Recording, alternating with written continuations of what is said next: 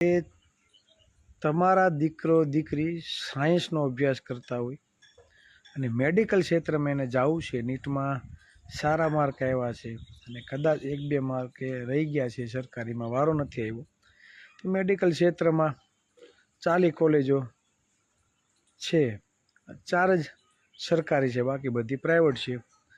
તો MBBS doctor બનવા માટે 1 કરોડ 1.25 કરોડ રૂપિયા જોઈએ. તો તમે મજૂરી કામ સાથે જોડાયેલા છો,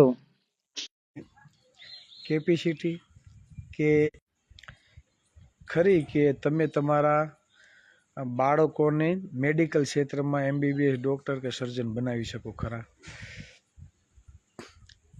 તો કે નહીં. કેમ કે જે ટાણાનું કરતો હોય, બરાબર, તે પરિવાર એના બાળકોને MBBS ડૉક્ટર બનાવી શકે નહીં. આ વાસ્તવિકતા છે. તો યોગ્ય અવસર આપણા સમાજને મળતો નથી. MBBS ડૉક્ટર નથી બની શકતા, તો IS અધિકારી બનવા માટેનો યોગ્ય અવસર તમને ક્યાંથી મળવાનો? આ વાસ્તવિકતા છે. એટલે જ કહે છે કે બંધારણ એવું કહે છે કે દરેકને સમાનતા મળવી જોઈએ.